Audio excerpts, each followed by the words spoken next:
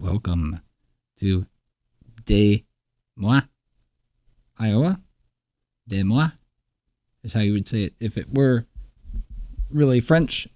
Instead, we must call it Des Moines, or you can say it like it's spelled, Des Moines. No, you can't say it like it's spelled. Don't do that. This is UAP channel, and you've heard of the Twilight Zone. Well, we've gone way past the Twilight Zone. Somewhere between that deep fear in your gut and whatever shadows frighten you or something, whatever the Twilight Zone was. I don't know. I forgot about it because we've gone so far past it. Everything's a lie. Huh. Why is my dog growling? Odd. Okay, well, anyway. Everything's a lie. This is a false Disneyland phony reality we are in, I tell you what. So we're going to take a look here at Des Moines, and we're going to see what we have.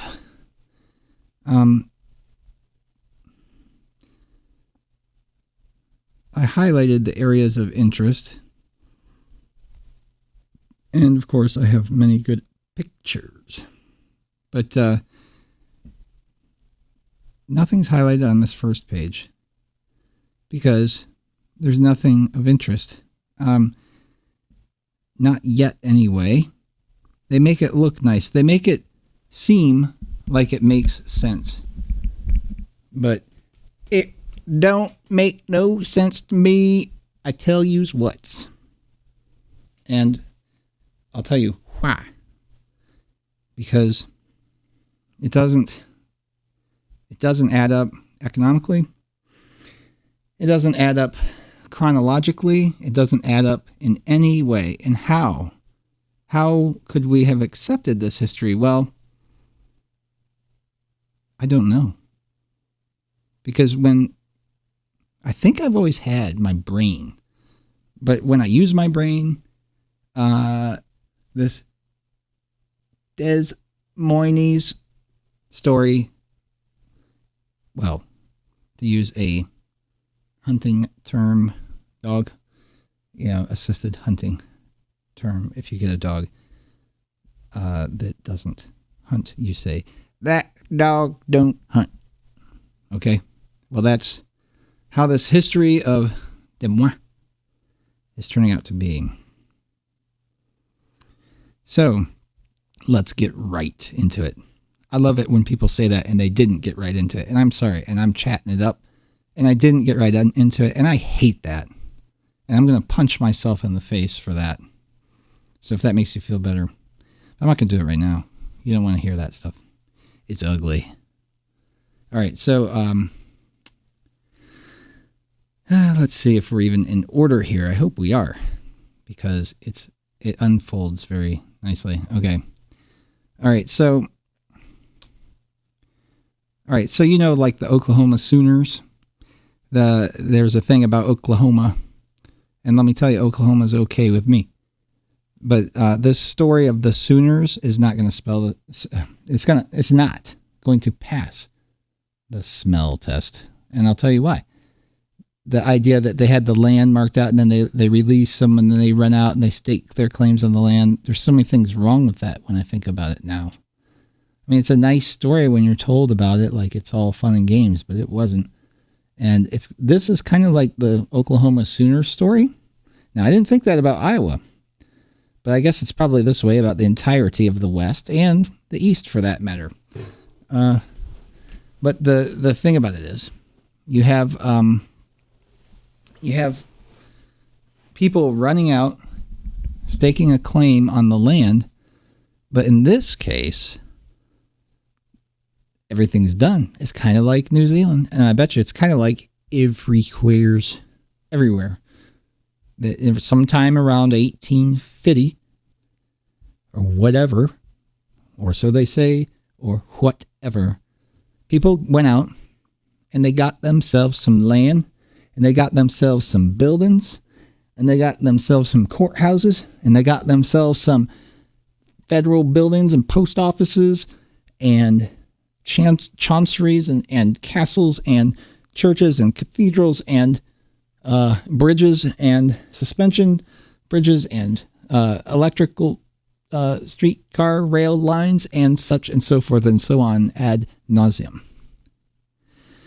But okay, so the East Siders, they say, so heretofore, when they refer to the East Siders, this is the side of the river where things were a little bit floodier, a little bit less likely that anybody would live there, so, but yet it was settled first. But we'll hear about it. So the East Siders could finally settle into their new home, secure in the comfort that the land was truly theirs, as opposed to whose was it?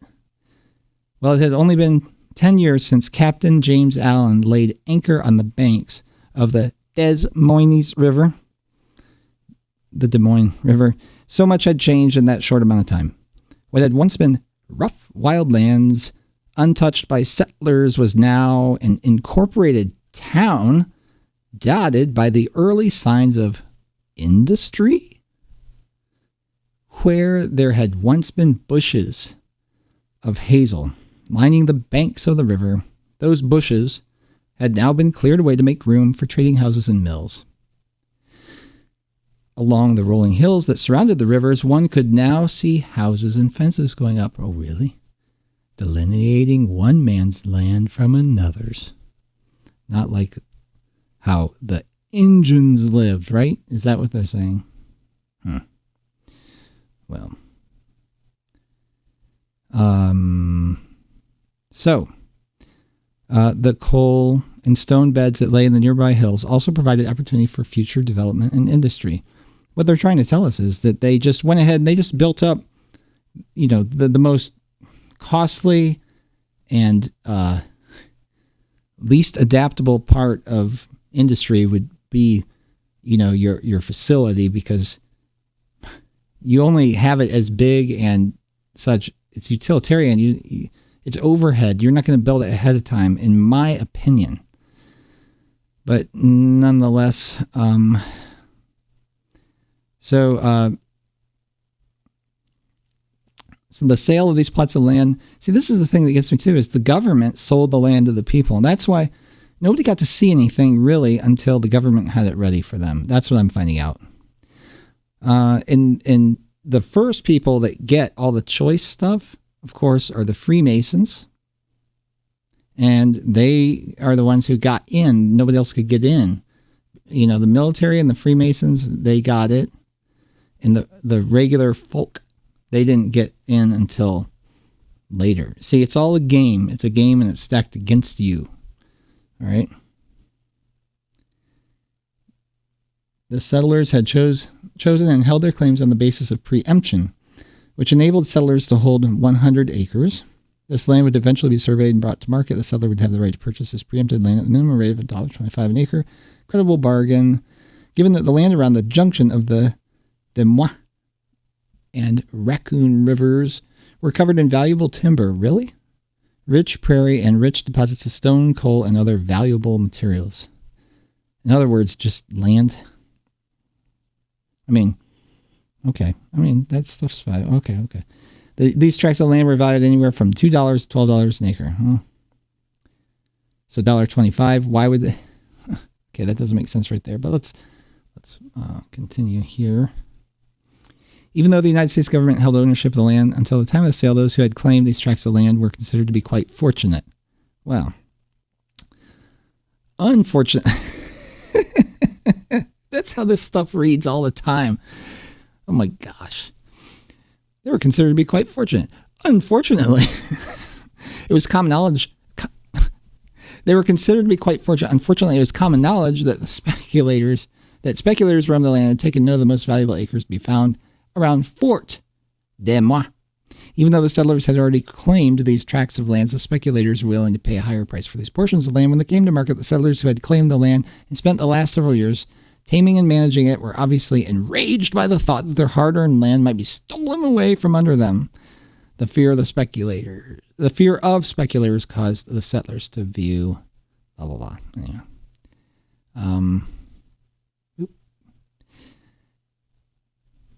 So BS. The fort. I read the Fort de Moi thing, and it's just a joke. Like they went in, the army built it, just guys, and they just built it, and then they didn't use it, they didn't need it, and they abandoned it before anybody arrived. It's got to be a star fort. It doesn't really look like one, but I'm sure it is.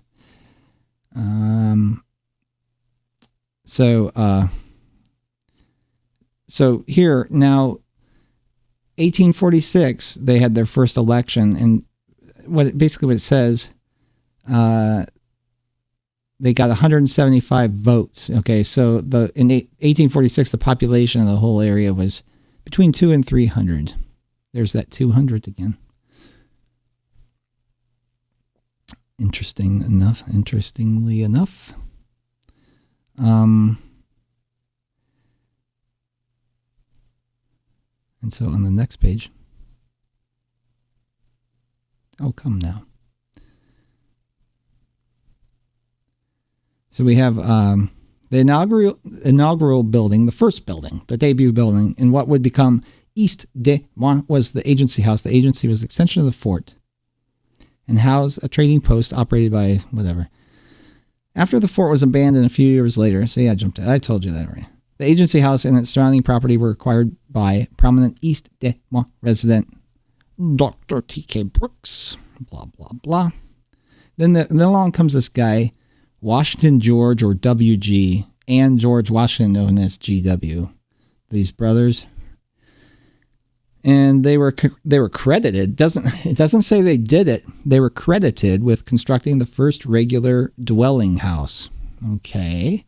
So where did everybody else live? What, 200 some people? In Polk County, like the other original structures surrounding the fort, the house was a rude log cabin, along with Ewing brothers, several others made their own. Yeah, right. Aside from the soldiers' arrival on the banks of the Des Moines River on May the 9th, 1843, the second most exciting day in the written memory of this city might be October 11th, 1845. This was the day when the treaty with the neighboring Native American tribes ended.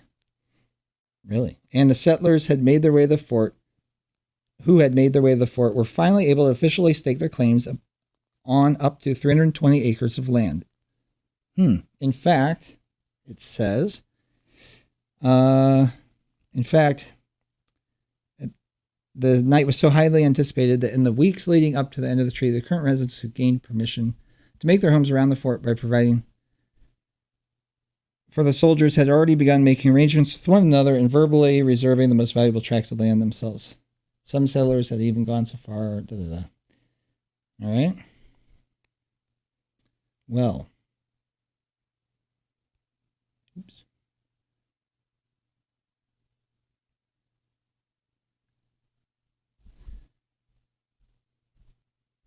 Bear with me. I'm struggling with this a little bit. All right.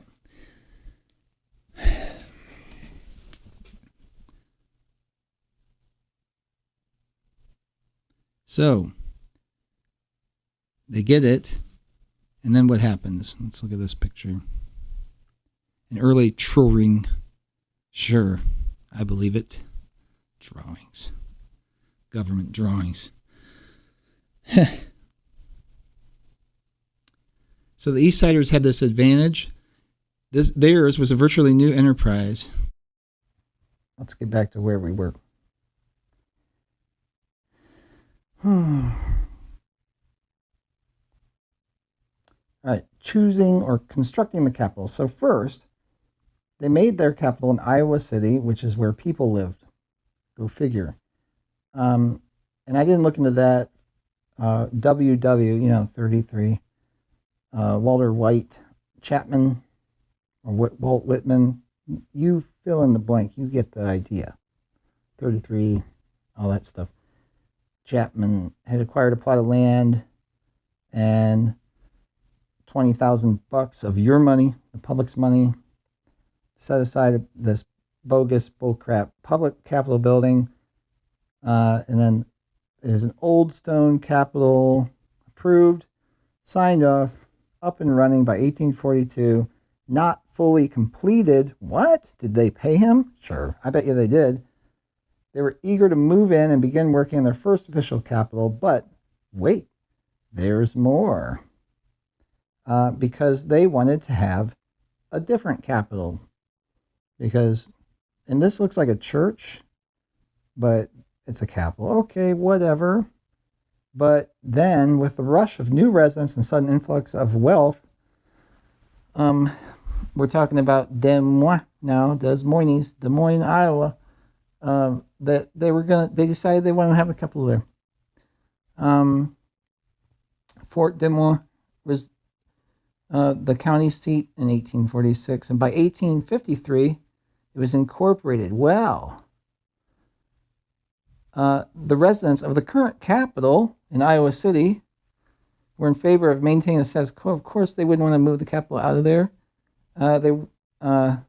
But other residents of the state were interested in seeing the capital migrate toward the center of the state. Sure, that's the kind of thing you hear at the barber shop and over the dinner table. Yeah. By 1850, petitions had begun pouring in. Yeah, right. To move the capital. It sounds like fake news. To the fort along the Des Moines River. For obvious reasons, this bill was strongly opposed by probably everybody, right? But especially those who resided in the eastern portion of the state, which was nearly everybody in Iowa at the time. But their complaints ultimately fell on deaf ears. Why? That doesn't make any sense. Representative Republic, right? This bill did make one concession to the residents of the eastern portion of the state. It stated the capital would remain in Iowa City for 2 more years. Whoop-de-frickin-do. During this time, the statesmen and others in their surrounding cities began plotting the ways in which they could repeal the bill and relocate. Yeah, right. By 1856, the legislators from the eastern portion of the state had determined their best chance was to deliver a bill that would annul all the previous legislation. Unfortunately, no such moment presented itself that year. Oh, whole year, and they didn't find a chance to do the one thing that they really want to do. I mean, what were these the guys who just they liked this girl all through school, never once spoke to her, never once? Is that who became all the representatives? Is that who was chosen to be the representatives? The guys that don't have the balls to ask the girl out that's hot? I mean, come on. All right. Was one desperate attempt to gather and discuss. Oh, yeah. So there was an injunction, but it was quickly brushed aside by Perry Mason, the judge. Perry Mason. Perry Mason. Get it? While the residents of Johnson County were busy trying to keep the capital, the citizens of Polk County were vying for the ideal location.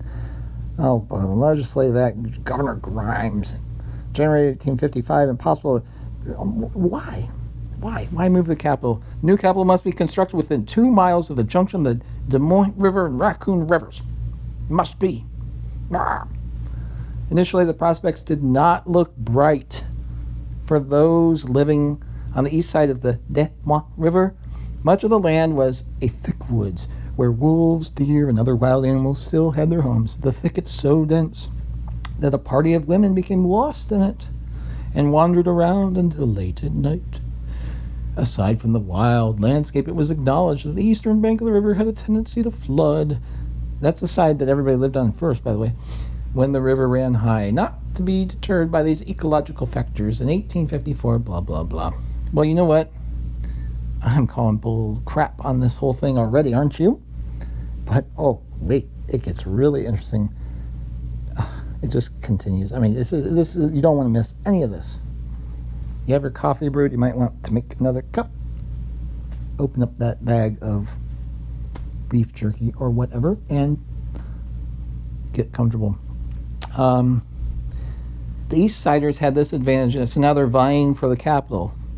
And there's a little secret I'm going to tell you in a little bit that makes this whole thing ridiculous. But I'm going to hold on to that secret for a little bit. So they're getting excited over there. The 300 people who live there, whatever it is, they were therefore more united than were the residents of the original town on the west side of Demois.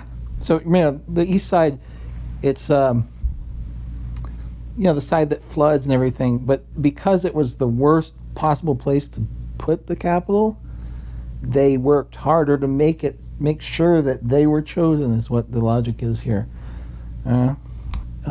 So the leaders throughout the state also, because the East Siders were willing to pool their portions of land together and donate it at no cost, William Alexander Scott donated the largest portion of the 17 acres that made up the original capital grounds in Demois. He also helped to pay the cost of the building of the new capital. Scott's goodwill cost him considerably, and he died in 1859 on a trek to Pikes Peak, where he hoped to recoup his wealth. They're just trolling everybody. While acquiring the capital may have cost them blah, blah, blah. Oh, but the old stone capital in Iowa City. Remember, I just want to stop for a second. Remember how they said about all those trees? Just keep that in mind as you're looking at these pictures of how many trees there really are. Okay. And the vanilla skies. Oh my gosh, you're going to see vanilla skies. I'll explain that too. Here's the big secret. Ready? At this time, there was no railroad connecting Iowa City and Des Moines. What? So the only way to transport items was either by river or across land using a stagecoach. Since traveling by the river was dependent on weather and fluctuating water levels, the legislature decided to go with the stagecoach company to move all this stuff 120 miles away. While the move was not easy and required traveling through snow across impassable riverbeds, let's stop right there, it's impassable. And at times resorting to means of transport involving bobsleds, bobsleds and oxen. Eventually, the move to Demois was completed. So the Jamaican bobsled team and Paul Bunyan and his oxen moved them. No, not Paul Bunyan. So John Hyde and H.H. Rich, who were responsible for doing the majority of the construction in 1856. The original capital in Demois, so they had to explain so many buildings. So they had this original capital that they moved to in 1856. Nobody even lived there, but a few hundred people maybe, or whatever. I don't know. A stone foundation and window sills and a tin roof served as the capital and the public celebration. Oh, and they hoisted a flag to the top of the building. It's not an antenna. It's not any kind of technology other than a flagpole, by the way, because they said they hoisted the flag to the top of the new building, even though the building was not yet complete. So if there were pictures of it, that's the flagpole. And they put the flag up there even though the building was not yet complete. And construction of the Capitol was finally completed in 1857, and the General Assembly was able to take up residence in the new building in January 1858. But wait, so this is Capitol building number 2. But wait, there's more. So the earliest settlers avoided the eastern bank of the Demois River because of its tendency to flood. It appeared that the new addition of the state capital proved enough incentive to draw residents to East Demois. In his 1857 history, he noted, the whole Hillside Valley present appearance will in a few years be entirely covered with houses. Sure. Some of those now erected are very fine and costly. What? Okay. So now we're talking, bringing the state capital to East Des Moines meant some significant technological advances for the city as well. In 1864, gas streetlights came to Des Moines. Yeah, they're gas streetlights. Yeah. And just a few years later, in 1866, the first street railway system came to the city. It came to the city. It rolled on in. They did not yet have a train connecting there, but they had built up their own internal railway system in 1866, they say.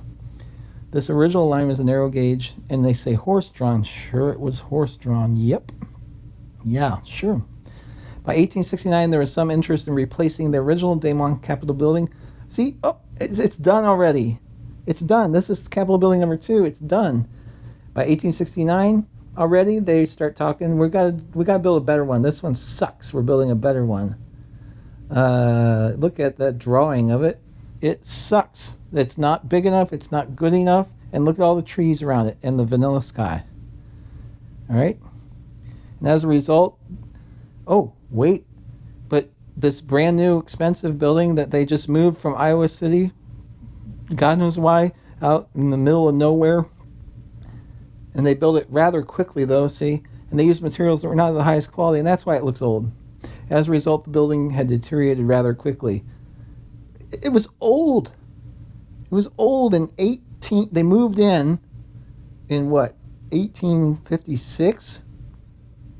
And it was supposed to be rudimentary, and then you see it, and it's like, holy crap. It looks like it's straight from Rome. And, for 3 years later, it's old, or 56, so we're talking, 13 years later, it's old, and it's decrepit. It's in need of improvement. It's beyond repair. It's time for a new Capitol building, one that's actually nice looking. All right. So, and by the way, it had a flagpole on top. That's a flagpole, right? Got it? Flagpole. And never mind those eraser marks all over the sky.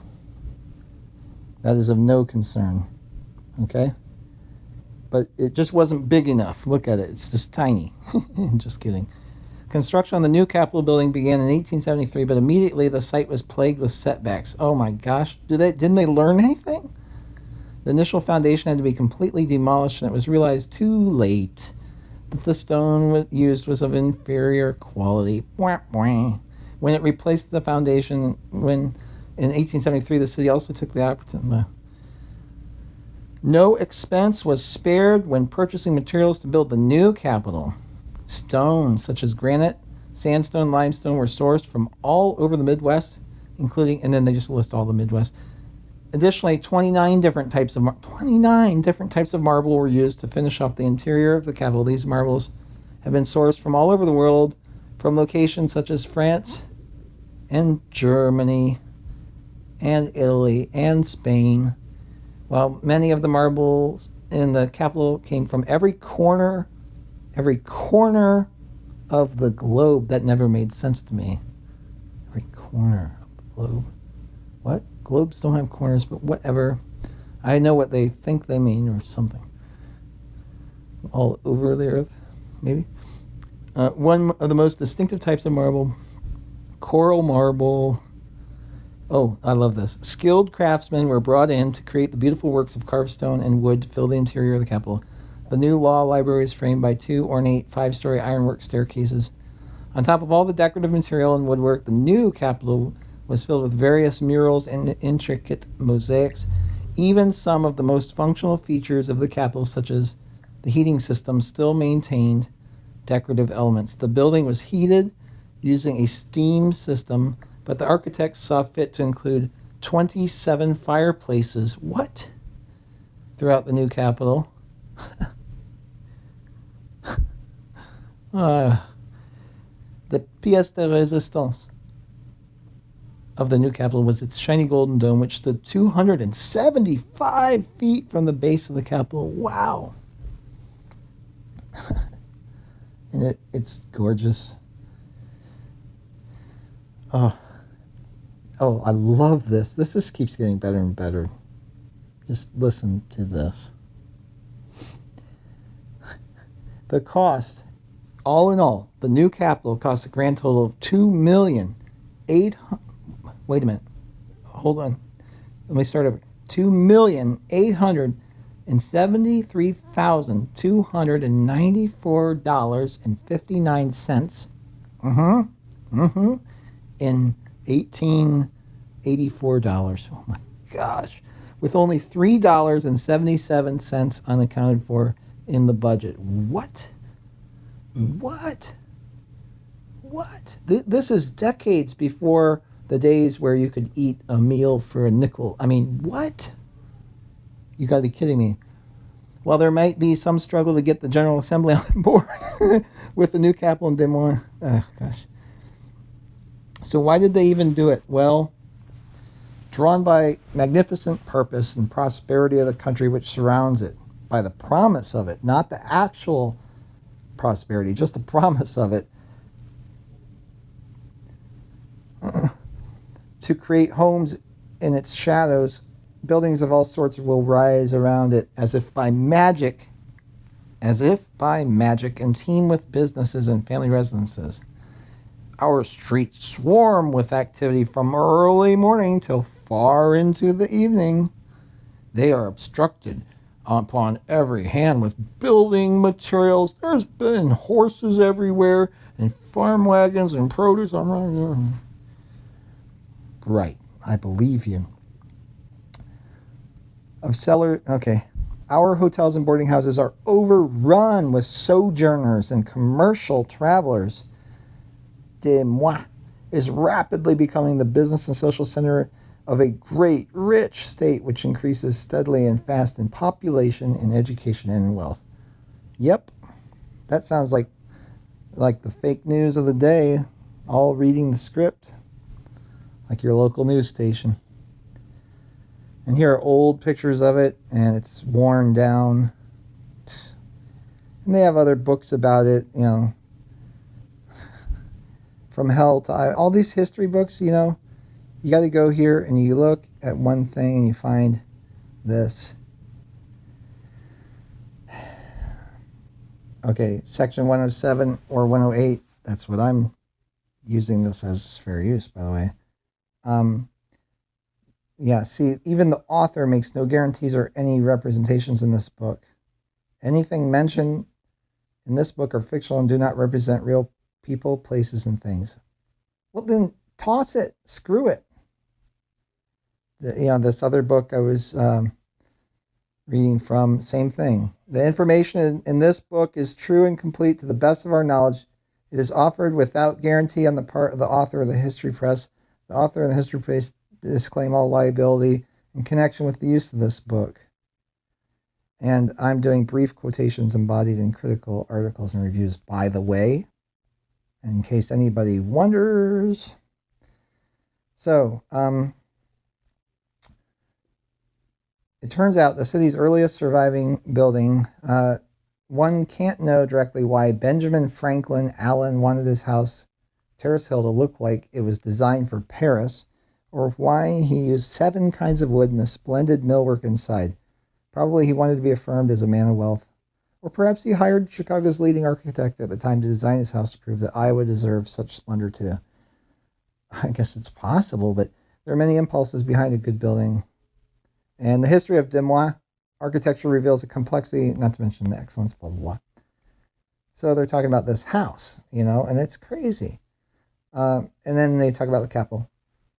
So I hope I put a picture of the house in here. You can look and see it's insane. It's insane. We'll talk about the house more in a minute, but back to the capital now. Iowa State Capitol would hardly qualify as modest either. I would say so. With the working hypothesis that Des Moines architecture is truly exceptional, we search for reasons. One factor, well, they make up excuses because this Terrace Hill, this house is insane. Appears as an architectural outlier even today. It sits large and alone at the crest of a slope over Grand Avenue. Its facade is so extravagant as to seem not just antique, but also exotic. One can only imagine.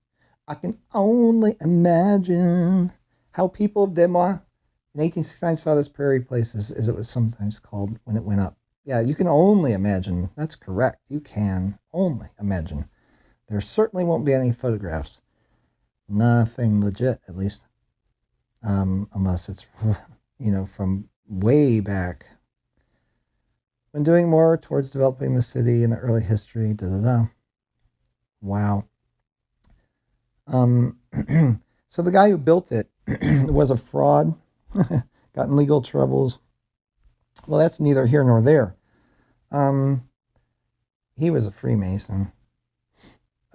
His private residence, he had in the center of the dining hall tables loaded with cornucopias and pyramids, a pyramid of baskets of natural fruit.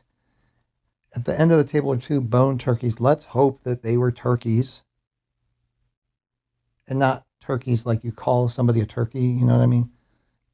Buried in port-colored jellies. It's just sick, the excess. He was probably just sick.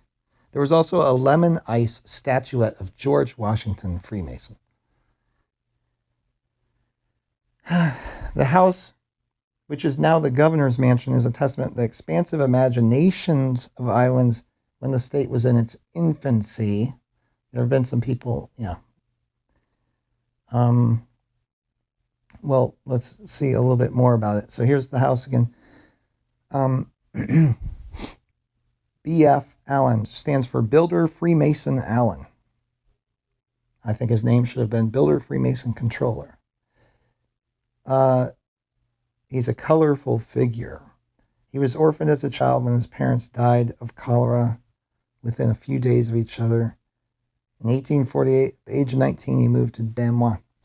Okay? And he hires this architect, this bullcrap architect, William Boyington.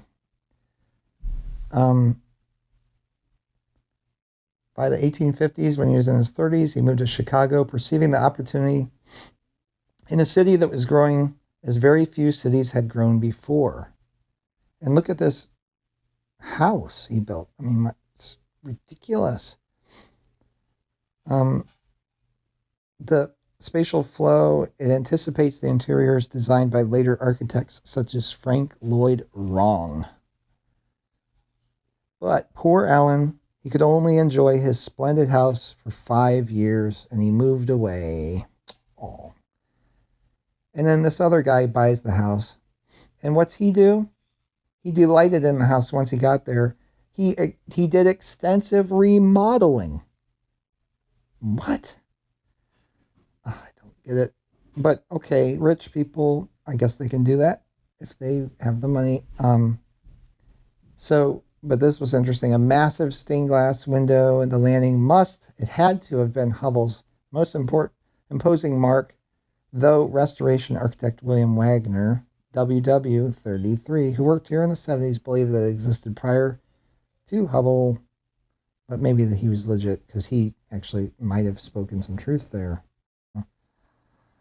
But that house, okay, you wouldn't be looking at it now because they had planned to destroy it. It stayed in the family until 71, and then the building went into disrepair, and the house nearly collapsed in the face of politics. In fact, they almost destroyed it. People stepped in, and so even the crustiest legislators were exhausted by fighting the people.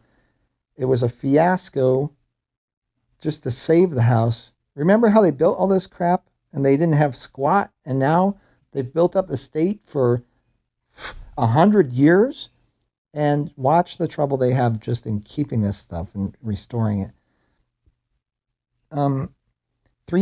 So just the recasting the cornices, the woodwork, this basic little bit of work was a long process.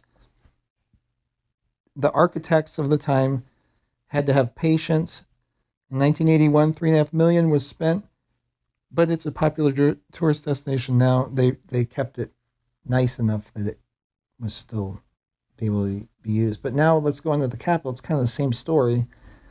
And I'm going to go a little faster here because it's a little bit, it has 5 domes. It had just been flooded. I love this statement.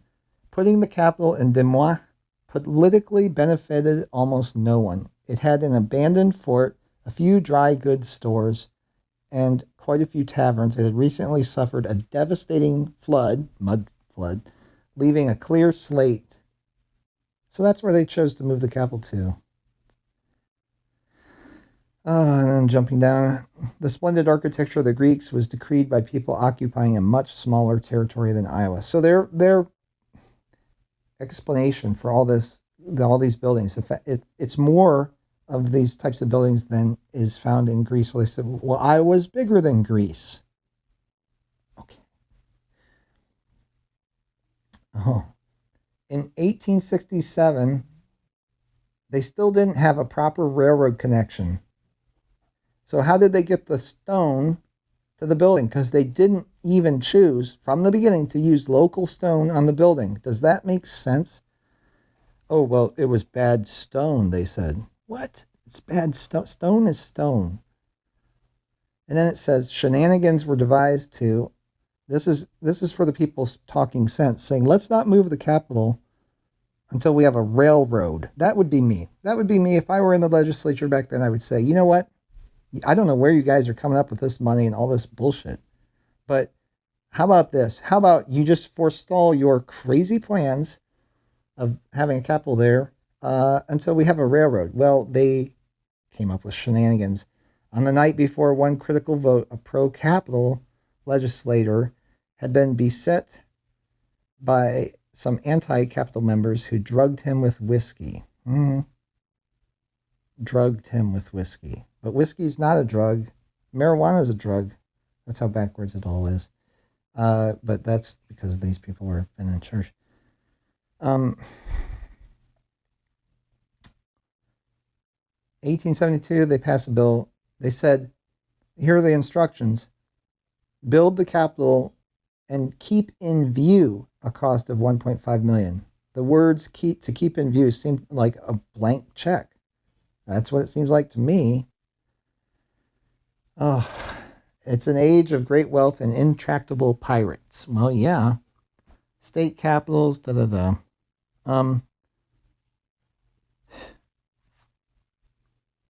Wow. Insane. The capital seems to grow from the land. The capital is multi-chromatic. I think everything's okay. No, not pure. Oh, they're talking about the stone. Look at this thing. Look, it looks old. It's old. It's old, aged, patinated stone, not from any local quarry. Oh my gosh. The capital is a fine work of architecture, but if the design appears overly complex.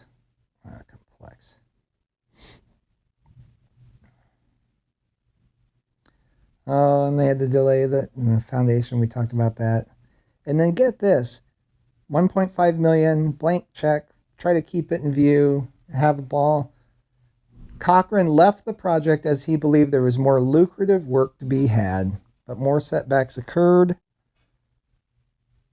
And then a latter architect stepped in and left, and he adjusted the proportions of the main dome to reduce its complexity, if only slightly.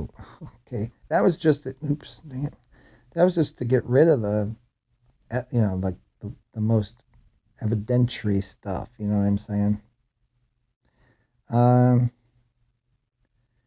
Gutted in a fire. So this they gutted it, and this was remodeled too. So everything was redone several times. By whom? Who did all this? Michelangelo? Leonardo da Vinci? No. The finest sculptors. The finest sculptors and painters from around the nation. Well, who? Mr. Sculptor. Mr. Painter. That's who did it. They decorated the rest of it. It's just... And despite money-caused delays, yeah, it would delay. It'd be impossible. They can't do that nowadays even. More distinguished artists even more distinguished artists came along, painted over the great paintings and everything. Right, I'm sure it's better, right? As reported in the press in the time, that doesn't mean it's true at all. In fact, it means the opposite. Iowa followed the custom of other state capitals. And they hired people known to be capable of the best work to give them carte blanche to work out the designs for the entire decoration. Does that sound legit to you? Blank check, pioneer, carte blanche, various sculptors of well-known, of good reputation to be capable of the best work, and tell them just do whatever you want. Paint whatever you want, and just doesn't matter to us. And then there's this little thing about the rotunda, and one of the more conspicuous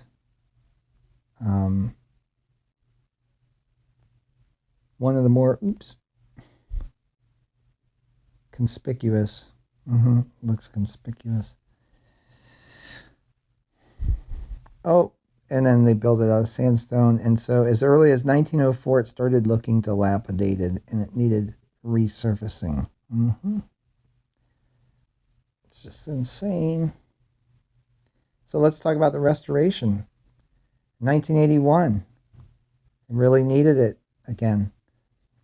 It was just really old. And so they had some rosettas falling off, whatever. So they created an 11-phase plan costing $18 million.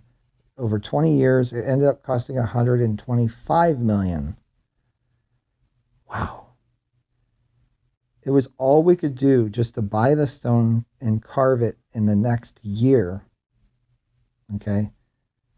Beyond mere money, the process challenged the skills of scores of design professionals and craftspeople. Architects produced drawings of sections. It's already made. They're just trying to, you know how much harder it is, like as a songwriter, or, just creating anything. Let me tell you this, as an inventor, and when you start off with nothing, to create something is a lot harder to do. And I don't mean hard like difficult, strain. It's just rare. It's a rarer thing. Well, it is harder. I mean, to replicate, to duplicate somebody's work. When I play music, I'm not really into trying to play existing songs exactly like the artists do it. I like to put my own spin on it because that's harder. Do you know what I mean by that? And because a computer can do the program, so it's easier to copy what somebody else has done, I think, sometimes. You know what I mean? But to create it from nothing, ex nihilo, that's hard. But they did it. But now it's beyond mere money. The process challenged the skills of scores of design professionals and craftspeople. The design was already there. It was supposed, just do what's already there. Just make it new again. Architects produced drawings of sections. Oh, they didn't have drawings of the buildings when it was built? That tells you something right there. There was never any architectural drawings made. There was no plan of the building. There was no pictures of its construction, zero. And they had to search all over Indiana and all these different places just to find the right kinds of stone to match it up. Ornamental painters seemed to always be somewhere on the scaffolding overhead, even in offices where state work was otherwise being done. Metal workers, they were using molds, just casting molds of the surviving chandeliers to produce cheap copies, decorative bronze fixtures of those that were originally illuminated, supposedly with gas. I don't know about that. The gold leafing of the dome, for example, must have seemed extravagant. And the gold leafing of the dome, I love this. You got to hear this now. You got to listen to this. It's my Lonnie Quinn impression. You got to think of this. It seemed extravagant in 1883 when originally applied as it did in 1999 when the materials alone to re-gild the dome cost $160,000. But when such work is done, it lasts 30 years or more, as opposed to a mere paint job, which might fade in a year. So it really is more economical to cover the dome with gold. I just can't. I want to reach through this and punch the table. Punch the wall right beside Joan Arnett and say, "You've got to be freaking kidding me. Are you telling me that to gild something in gold is more economical than a paint job that might fade in a year? You wouldn't use 30-year paint." I'm going to have a fit. All right. The Ola Babcock Miller building. That looks sketchy. Oh, what do we have here? What is this? Oh. Okay. Vanilla skies and this. Yeah, I'm sure that's what it said up there, right? You know what I mean by vanilla skies, right? There are buildings and there are things in the background they don't want you to see, and that's why they brush it out somehow, you know? Look, it's just a fake sky there. Vanilla sky, just like on 9/11. There was a blue sky on 9/11. I remember it. And that is bull crap here that just like on 9/11, the sky was just this vanilla white. See what they do, they originally, the letters are outcropped, you know, they're proud to the surface. They're not flush or subflush, you know what I mean? But they get scratched off, and then the new fake words or whatever are etched in. But like, see up here, that's sticking out. But the words or whatever they have there that says like Des Moines, Iowa County Courthouse or whatever, that is fake. That's from later on, you know what I mean? Oh, is to transcend budgets, make it look as if it was built in a single piece. When they want to celebrate the past, it's fake. I mean, look at the sky. Look at that. What is that? A flag? Why isn't that on top? Where's the flag? Flagpole, my patooey. Where are the people? There's all kinds of stuff wrong with this. You know what I'm saying?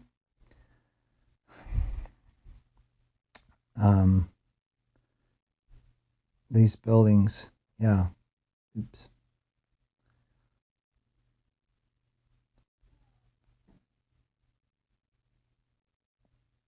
This is that courthouse. It's beautiful, isn't it? Pioneers built this thing. You kidding me? Are you kidding me? Huh. Amazing.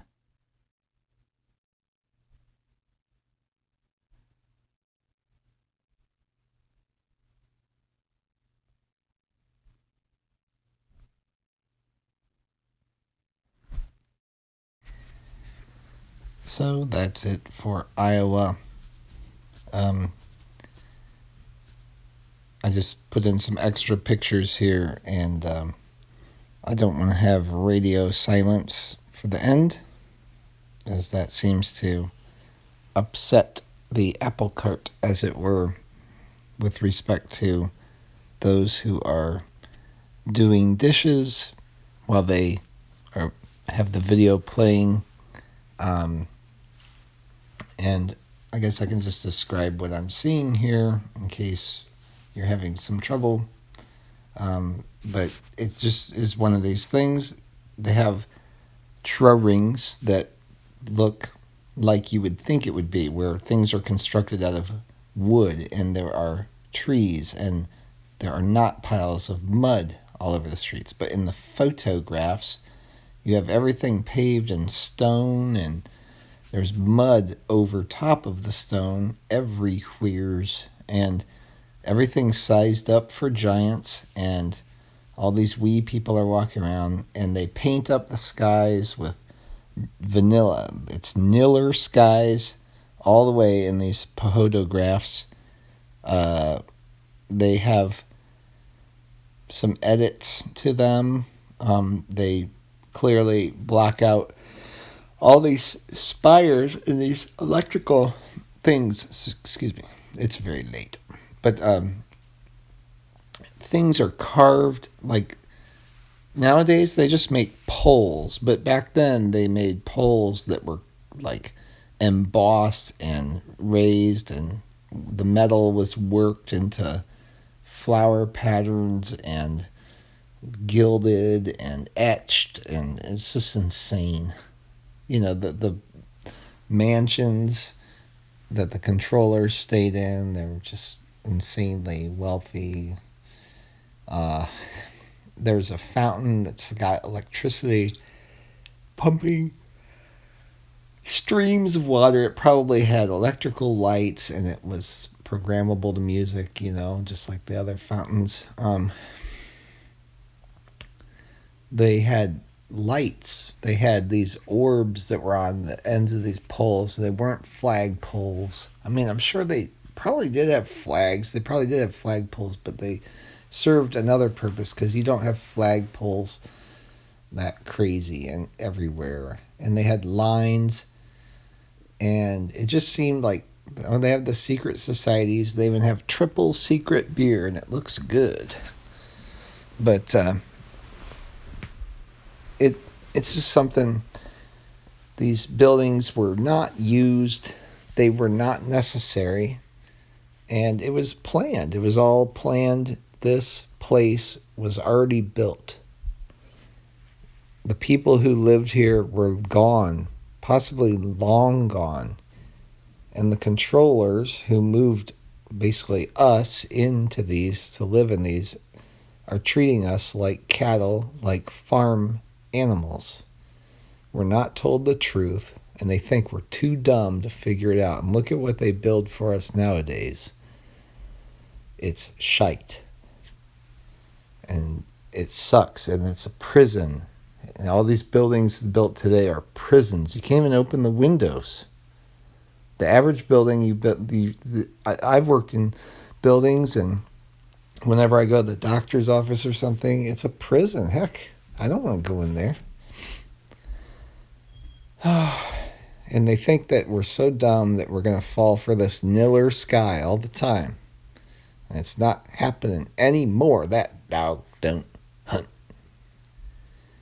And just think about the money spent. I mean, honestly, people. Honestly. And it's in every town. We have more money now, more abilities, more supposedly of everything. Look at what we built today. It's shite. This is the historical building. This is the Iowa Historical Building. Meanwhile, they can barely restore anything. They can't even fix what was built before, much less build anything like it today. What's wrong with people today? I mean, we're retarded. I mean, we are not as clever as the people of the past. We're not as big. We're not as energetic. We're not as tough. We're not as skilled. Look, they just rolled into town. It was already built. They just rolled into town. It's right there. They had rails in place. It's just they just had to scrape out the mud and dust it off and recover what they could. I know a lot of it gets destroyed before you even see it. I mean, this is just what remains,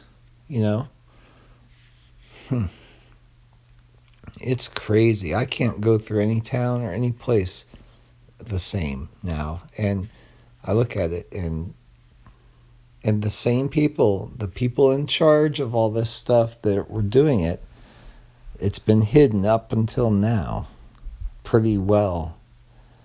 But we're waking up, and it's everywhere. New Zealand and Des Moines, Iowa. Des Moines. It's whatever you want to call it. Whatever you call your town, it's in your town probably too. And what happened to our great grandparents? I mean, what? Who? Ugh. I mean, I think I know, but it's not settled. It's still very strange, and I think they're just hiding the Bible. They're just hiding the truth. When Jesus said, take the gospel to the whole world, he meant it. That's what it's really all about, hiding that.